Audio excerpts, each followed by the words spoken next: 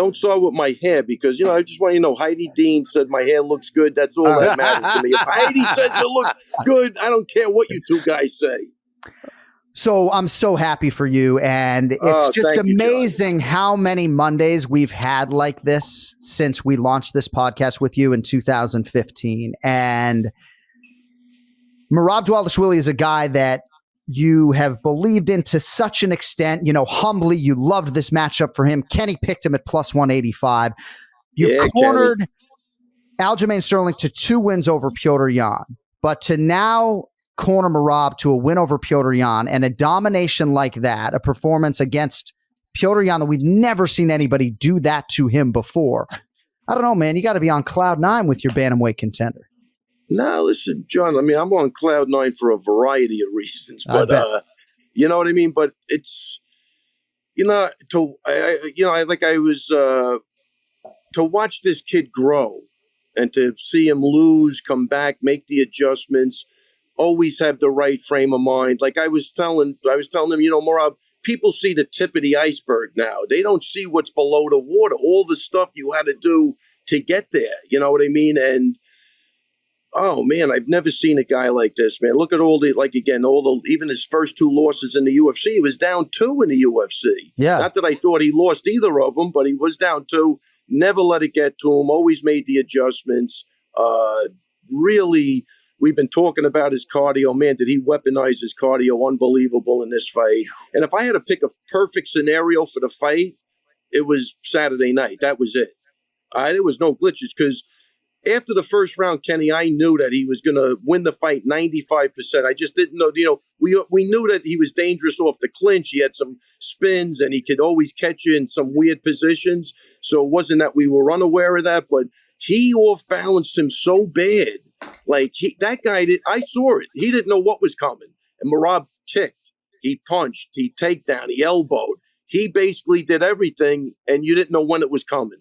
And he's got balls. So he's not only does he weaponize his cardio, he's fearless. You have to kill him to get him out of there. You know, he got hit with some decent shots. He didn't even budge. Right.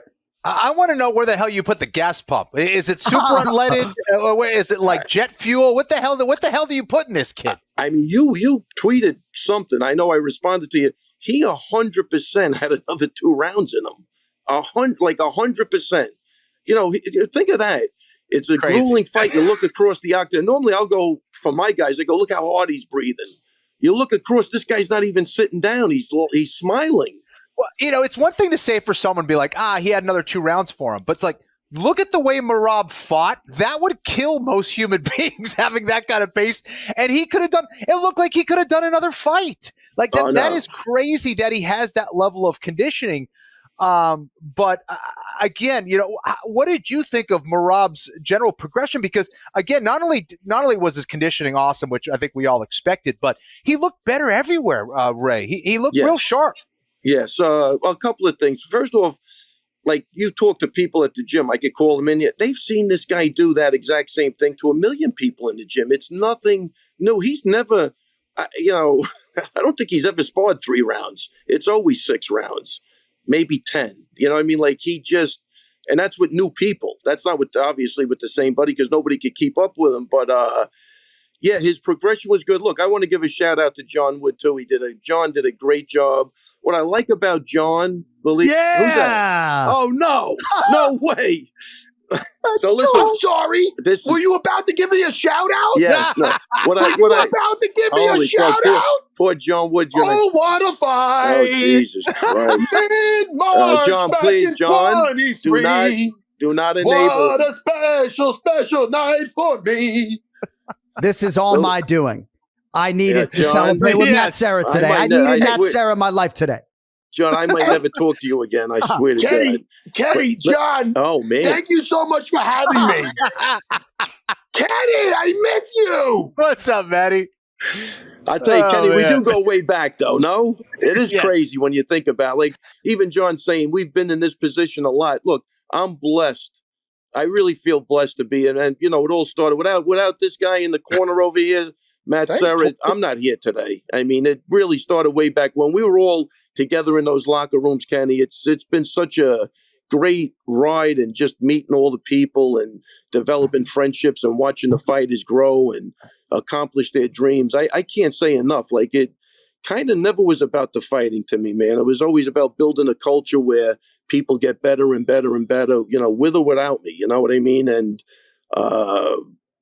and to be successful after the fighting careers. I always say with Matt, I don't know what this guy he had 100 street fights. He would fight for free, which he did fight for free back then. So to watch him where he's at now in life with a beautiful family and a great business and just loving every day of his life, to me, that's where it was all about. That I'm not the usual coach. Trust me. I don't know. I can't explain it, but I talk to people and they just don't get it. Like, we could break down fights easy. Fighting is, I look at it as, it's not the hardest thing in the world to look at and see who's going to win or what you have to do to win. To me, it's easy. But to build a culture where everybody stays together, I mean, look, marriages fall apart, friendships fall apart. I know this guy 35 years. Trust me, I really wanted it to fall apart after the first 5 years, but it didn't. I tried, but he just hung in there. But no, but what I'm saying, to have a friendship for 30 years or 30 plus years in this business, look how many people come and go.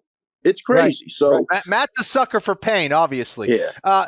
Matt, when you were fighting, did you ever envision yourself as being, of course you were a jiu-jitsu coach. Did you envision yourself as this guy who would bring up a whole team of mixed martial arts fighters to the highest level? No. Did I envision myself at what point? Like this when you were fighting, do you say, that's going to be my next move? I'm going to kind of go into coaching and kind of bring guys up. No, I always, we came up very similar, Kenny, with the Brazilian jiu-jitsu boom. You know what I mean? It was like, my dream was just to one day be able to run a school and teach jiu-jitsu. And my earliest dream is like maybe I could have like a challenge match just before the first UFC. And then when then with the whole, when I started fighting, the whole thing with the coaching happened very organically with Longo. Like that wasn't a dream of mine. I'm not I'll coach my guys in jiu-jitsu as far as I'm not even a big coach going to jiu-jitsu tournaments. I'll say more of, I like making people be able to, defend themselves and not get bullied type of thing. That's I like putting anybody in my position with me in that thing in Vegas with that drunk. If any one of my students, they with me for 6 months, they're able to take care of that. They're not getting embarrassed in front of their family. So I'm more of that route. I'm not even interested in bringing up the next champion. That's not my thing. That's Ray's thing. But Ray and me did it organically with guys from our schools that we liked. That's how it really happened. And that's how it is now. I don't just, sometimes in AC, if we have guys fighting and there's another guy, I'll jump in the corner if Longo vouches for the guy, you know? Like Pompos, I like Pompos and guys like that. I don't know him as well as some of the other guys. I'm starting to, but like Longo, then that'll happen organically too. But like the guys we have, we're not, like me and Longo were talking about this and whatever you want to, is this live? Whatever. No, you're good. Whatever gets Cowboy fucking around. But Longo, we were talking about some shit and fuck it. We have enough friends anyway. But we're talking about guys like the shit that happened with like Greg Jackson and like they had Rashad Evans on and I'm not attacking anybody. Everybody's got their own, and him and Wink and them guys. And next thing you know, they had Rashad Evans and then John Jones, the next big thing. Let's bring him in. And Rashad's almost like, what the fuck? And then the same kind of thing that happened with them with George St. Pierre. They had Diego, but hey, no, this George is the next big thing. We're not I'm not judging them. Maybe I am. But anyway, no, I'm only fucking around. But my thing is, me and Longo aren't fucking like that. I don't give a fuck about bringing it. We didn't go to Georgia to fucking hunt down Merab. That happened totally organically. Thank God. Yeah. If you guys know his story, thank God thank God he met at Longo's in the city that time, and he was linked up with the wrong people.